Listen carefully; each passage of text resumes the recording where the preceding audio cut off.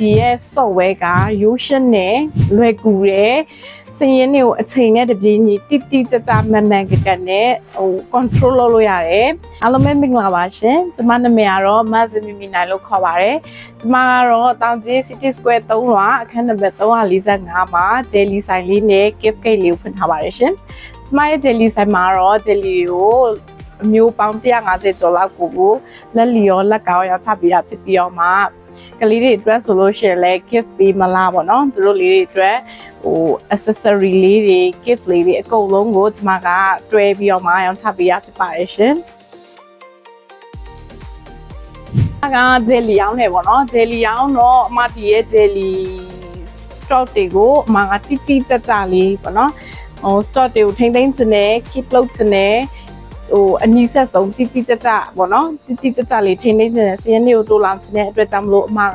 software တွေကိုလိုက်ရှာတယ်ပေါ့ software တွေကိုလိုက်ရှာတဲ့အချိန်မှာအမ software တစ်ခုရှေ့မှာသုံးဖြစ်ခဲ့သေးရပေါ့နော်သုံးဖြစ်ခဲ့တယ်ဒါပေမဲ့အမရဲ့နီးချားနဲ့အမလိုချင်တဲ့ပုံစံနဲ့အခါကျတော့ဒီကိုင်းညီမှုမရှိနေသေးဘူးပေါ့နော်မရှိနေသေးဘူးအဓိကတော့အမကတော့ဒီဆက်လေးကိုသုံးတယ်ပေါ့နော်ဒီဆက်ကအခါကျတော့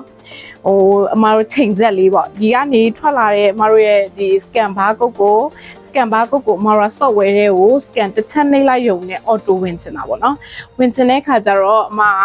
ဒီဆက်အတွက်ကိုလိုအပ်တဲ့ software ကိုမှတိုင်ပင်တယ်တကယ် software ပညာရှင်တွေနဲ့လည်းဆွဲပဲပေါ့နော်ဒါပေမဲ့အဆင်မပြေခဲ့ဘူးamazing ဒီ Nested နဲ့တွေ့ရခါကျတော့ဒီ amazing ကနေပြီးတော့ဗောနော် amazing ကပညာရှင်များနေအမကိုပူပေါင်းပြီးတော့ကူညီပေးရဲ့အကနေစပြီးတော့မှဒီ amazing ကိုဒီနေ့ထိသုံးလာတာဆိုရင်အမတို့က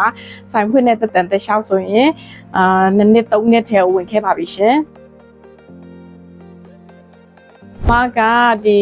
Nested POS ရဲ့ version ကိုတော့မ version 2လေးသုံးနေပါတယ် version 2နဲ့ကိုအမရဲ့ဆိုင်ရတော်တော်လေးကိုအဆင်ပြေနေပြီဒီမှာဆိုလို့ရှိရင် item လည်းတော်တော်လေးစုံနေ online item လည်းဖြစ်တဲ့အတွက်ကြောင့်မလို့သူကစည်ရင်းတွေကို up to date အမကဒီဆိုင်မှာမရှိနေလို့ပဲနဲ့အပြင်ကိုရောက်နေတဲ့အချိန်ပဲဖြစ်အချိန်ပဲအမဖုန်းပေါ်မှာချိန်မရွေးနေရမရွေး online ရနေနေရမှာအကုန်လုံးချိန်နဲ့တပြင်းနေလုံးသိရတဲ့အတွက်ကြောင့်မလို့အမကဒီ version 2နဲ့အောင်တော်တော်လေးအဆင်ပြေနေပြီပေါ့နော်ဒီ software ကိုတုံးလိုက်တဲ့အချိန်ခါကျတော့အမကဒီလေဂျာပုတ်တွေလည်းကြည့်စရာမလိုတော့လူလည်း2ယောက်မလိုတော့ဘူးတစ်ယောက်ထည့်ရပဲချိန်တစ်ယောက်ထည့်ရပဲစီးရင်တွင်းကိုတစ်ပြိုင်နဲ့လုပ်လို့ရသွားတယ်ပေါ့နော်လုပ်ငန်းရှင်တွေကိုအမကအကြံပေးရမယ်ဆိုလို့ရှိရင်ဒီရဲ့ software က Yotion နဲ့လွယ်ကူတယ်စည်ရင်းတွေကိုအချိန်နဲ့တပြေးညီတိတိကျကျမှန်မှန်ကန်ကန်နဲ့control လုပ်လို့ရတယ်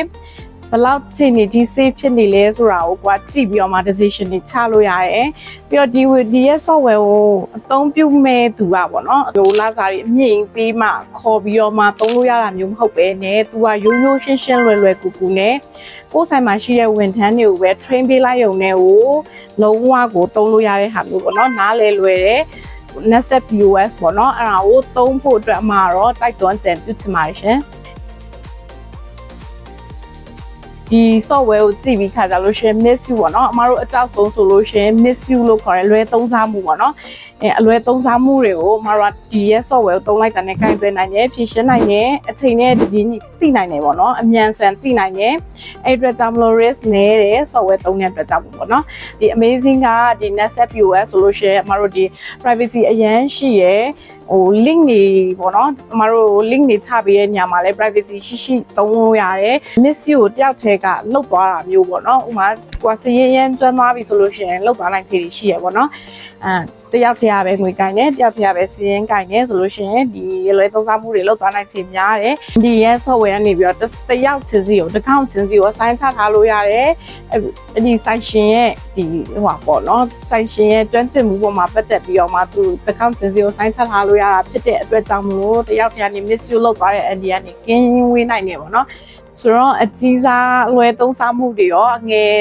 ယ်စားလွယ်သုံးစားမှုတွေရောတနေ့တာရဲ့လွယ်သုံးစားမှုတွေပေါ့နော်တနေ့တာလုံးမှာပေါ့နော်လွယ်သုံးစားမှုတွေအကုန်လုံးကိုကိုကချိန်တိုတွင်းသိနိုင်တာဖြစ်တဲ့အတွက်ကြောင့်မလို့ဒီ POS တွေကိုသုံးဖို့တိုက်တွန်းချင်ပါတယ်ရှင် ဒါအမကအမလုပ်ငန်းအတွက်ဆိုလို့ရှိရင်အမ software တော်တော်များများလေးစုံစမ်းဖူးတယ်ဒီ amazing နဲ့မတွေ့ခင်မှာအမဒီအရှိမှာပေါ့နော်အရှိမှာ6လလောက်ကိုအမ software တစ်ခုနဲ့သုံးဖူးတယ်အဲ့ဒီမှာသုံးဖူးတဲ့ software ရဲ့အခုအမဒီ Nestep POS သုံးလိုက်တဲ့အချိန်မှာဖြစ်တယ်ပေါ့နော်ဒီ Nestep POS software ရဲ့နှစ်ခုကိုအမကချိန်ထိုးမဲ့ဆိုလို့ရှိရင်တော့ဖြစ်ချင်တဲ့ပုံစံမျိုးတိကျမှုမျိုးပေါ့နော်အဲ့လိုမျိုးအမစိတ်တိုက်မဖြစ်ခဲ့ဘူးစိတ်တိုက်မတွေးခဲ့ဘူးအခါကျတော့အမ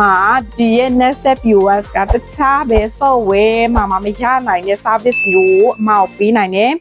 တခြားပဲမှာအမရှာလို့မတွေ့တဲ့အမစိတ်ကျဉ်းမှုမရခဲ့တဲ့စိတ်ကျဉ်းမှုဆိုတာအမတို့ဒီစရင်တိကျမှုပေါ့နော်အဲ့လိုမျိုးကိုမရခဲ့တဲ့ service မျိုးကိုဒီ Nestep POS မှာရခဲ့တယ်ပြီးရင်အမရဲ့လုပ်ငန်းရှင်အမဆိုင်ပတ်ဝန်းကျင်မှာရှိတဲ့အထည်ဆိုင်လုပ်ငန်းတွေရောအမစေးဆိုင်လုပ်ငန်းတွေရောအမ2မျိုး3မျိုးလောက်သူတို့အမကိုအကြံဉာဏ်တောင်းတိုင်းအမကတော့ဒီ Nestep POS ကိုအကြံပေးဖြစ်တယ်။ဘာဖြစ်လို့လဲဆိုလို့ရှိရင်